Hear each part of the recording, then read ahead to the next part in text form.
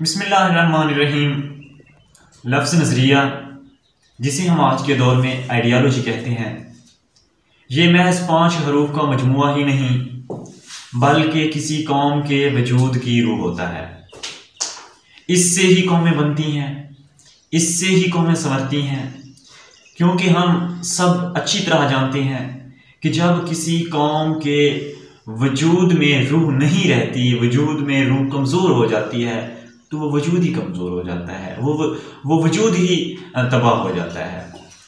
तो नज़रिया एक इतनी अहमियत रखता है। और अगर हम बात करें, क्योंकि हम अल्हम्दुलिल्लाह मुसलमान होने के साथ साथ पाकिस्तानी भी हैं, तो हमारा नज़रिया पाकिस्तान क्या है? असल में नज़रिया पाकिस्तान ही नज़रिया इस्लाम है। तो फिर नज़रिया इस्लाम क्या है?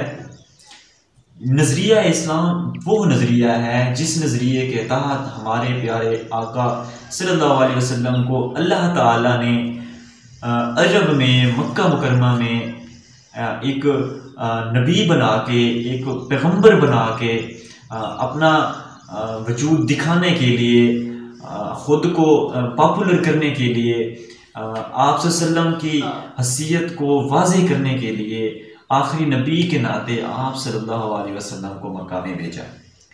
तो आप सल्लल्लाहु को फिर नबूवत अता की, और उस नबूवत से उस मज़हब को हम इस्लाम कहते हैं, और उस मज़हब का जो नज़रिया था वही नज़रिया इस्लाम है, वो मज़हब इस्लाम था, और अल्हम्दुलिल्लाह हम उसी के पैरोकार हैं। तो वो नज़रिया ऐसा ऐसा मक्के से फैलता हुआ मदीना मुनव्वरा से फिर अरब से फिर चलता हुआ इसी तरह पूरी दुनिया में फैल गया, जिसके साथ साथ वो बरसगीर हिंदुस्तान में भी पहुंचा। बरसगीर हिंदुस्तान में फैलता फैलता, क्योंकि इसके पैरोकार मुसलमान कहलाते हैं, तो मुसलमानों का वजूद बढ़ने लगा। तो 19वीं और 18वीं सदी में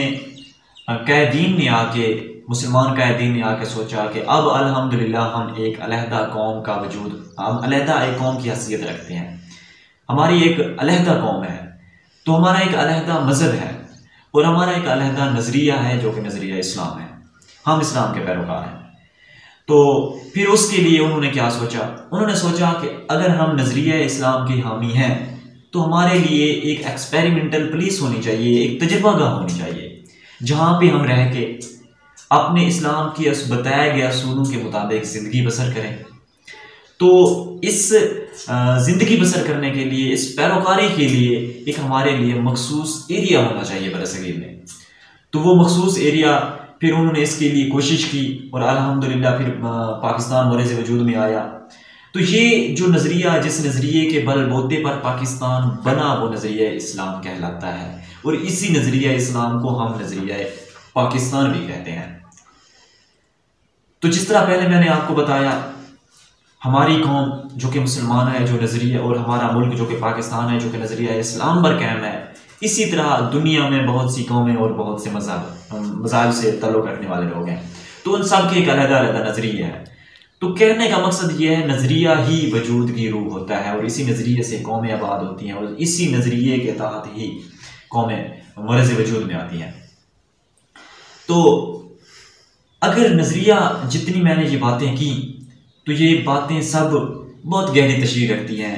इसी में नज़रिया के मानी व मफ़हूम आ जाते हैं, इसी में नज़रिया की अहमियत आ जाती है।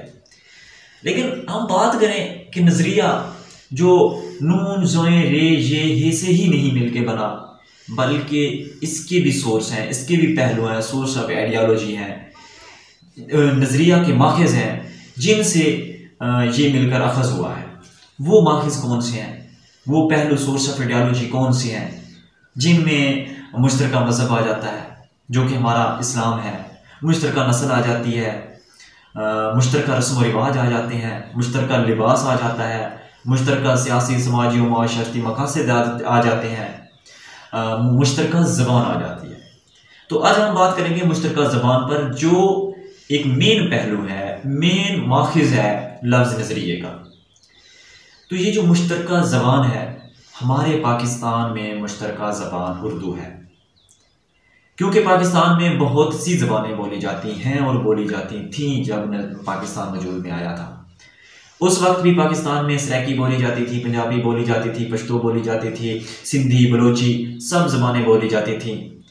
तो पाकिस्तान के कायदीन ने, मुसलमानों के कायदीन ने, उन्होंने एक बात को माना, समझा कि अगर हमने इस नज़रिए को कायम रखना है मुस्तकबिल में भी, तो हमें इसके लिए मुश्तरका ज़बान की ज़रूरत होनी चाहिए, हमें इसके लिए मुश्तरका लिबास की ज़रूरत होनी चाहिए। तो उन सब ने एक वहद चीज़ बनाई जो भी इस नज़रिए के माखज़ थे। तो इस लफ्ज़ उर्दू के लिए जो जिसका मैंने लश्कर है, तो इसमें तमाम ज़बानें मिलकर लश्कर बनाती हैं, जिसमें उर्दू, फ़ारसी, अरबी, ये तमाम ज़बानें, तुर्की, और इन तमाम ज़बानों का मतलब ना जो मजमुआ बना है, तो वो हमारा क्या कहलाता है, उर्दू कहलाता है। और इस उर्दू के लिए पाकिस्तान के बरसगीर के मुसलमानों ने, जिनमें शुरा कराम, मुसन्निफीन ने दिन रात मेहनत करके उर्दू को मर्ज़ वजूद में लाया। और बड़े अफसोस से कहना पड़ता है कि जिस तरह उन्होंने अपनी काविश से, कोशिश से इस उर्दू को मर्ज़ वजूद में लाया, उससे ज़्यादा कुव्वत, उससे ज़्यादा वर्क, उससे ज़्यादा ताकत लगा के हम इसको बिगाड़ रहे हैं, इसका वजूद ख़त्म कर रहे हैं। तो ये हमारे लिए अफसोस की बात है। लेकिन अगर मैं बात करूं कि इसकी ज़रूरत क्यों महसूस की गई थी, इसकी ज़रूरत इसीलिए महसूस की गई थी कि ना हम पाकिस्तान में नज़रिए के तहत ज़िंदगी बसर करें। तो उस नज़रिए के लिए हमें मुश्तरका ज़बान की ज़रूरत होनी चाहिए, क्योंकि एक जब पश्तून एक सराइकी से या एक पंजाबी से या एक बलोची से बात करे, उसको अपना नज़रिया बताए, क्योंकि वो भी मुसलमान है और वो भी मुसलमान है, तो उनके लिए एक मुश्तरका ज़बान होनी चाहिए जिसके लिए वो अपने उनके नज़रियात का जो इश्तराक का बहस बने, वो एक ज़बान होनी चाहिए। तो उन्होंने फिर उर्दू बना डाली। उर्दू से फिर क्या हुआ, उर्दू से मतलब सिंधी बलोची की ज़बान समझ लेता था, बलोची सिंधी की, इस तरह सारी ज़बानें एक दूसरे का समझ लेते थे। पाकिस्तान में आज भी इस चीज़ का वाज़े और सब कुछ आयां है, कुछ छुपा हुआ नहीं है। तो जब उर्दू की इतनी ही अहमियत थी, तो हमने फिर उर्दू को क्यों छोड़ दिया? सवाल तो बनता है ना। उर्दू की इतनी अहमियत जो नज़रिए का अखज़ माखज़ होने में एक अहम पहलू रखता है, तो फिर उसको क्यों छोड़ दिया गया? उस पर क्यों फोकियत नहीं दी जाती? उस पर क्यों बात नहीं की जाती? उसको क्यों ऊपर लाने के लिए कोई कोशिश नहीं की जाती? उसको क्यों दबाया जा रहा है? ये तमाम क्वेश्चन है, सवाल बनते हैं। तो अगर हमने अपने नज़रिए को कायम रखना है, तो हमें अपने नज़रिए के लिए जो माखज़ हैं उनको भी कायम रखना होगा, मुश्तरका मज़हब भी रखना होगा, मुश्तरका ज़बान भी रखनी होगी, मुश्तरका लिबास भी रखना होगा, मुश्तरका रस्म और रिवाज भी रखने होंगे जो इस्लाम के असूलों के मुताबिक है। तो जब हम ये सवाल करते हैं, तो बहुत से लोगों से ये रिप्लाईज आती हैं, ये जवाबात आते हैं कि जब उर्दू की इतनी अहमियत थी, तो 18वीं सदी 19वीं सदी में हमारे कैद सर सैयद अहमद खान ने फिर उर्दू को, इंग्लिश को क्यों फोकियत दी? तो क्या उस वक्त जो हालात थे आज भी वही हालात है? सवाल बनता है। उस वक्त जो गुलामी थी आज भी वही गुलामी है। उस वक्त हकीकी गुलामी थी, इस वक्त हमने गुलामी खुद पर हावी की हुई है। गुलाम नहीं है हम, लेकिन हमने गुलामी हावी की हुई है। तो हमें इस बात को समझना चाहिए। इंशाअल्लाह मैं नेक्स्ट वीडियो में बड़ी तफसील के साथ इस पर बात करूंगा कि सर सैयद अहमद खान को क्यों ज़रूरत महसूस हुई थी उस वक्त इंग्लिश के लिए। मैं इंग्लिश के खिलाफ नहीं, मैं किसी ज़बान के खिलाफ नहीं।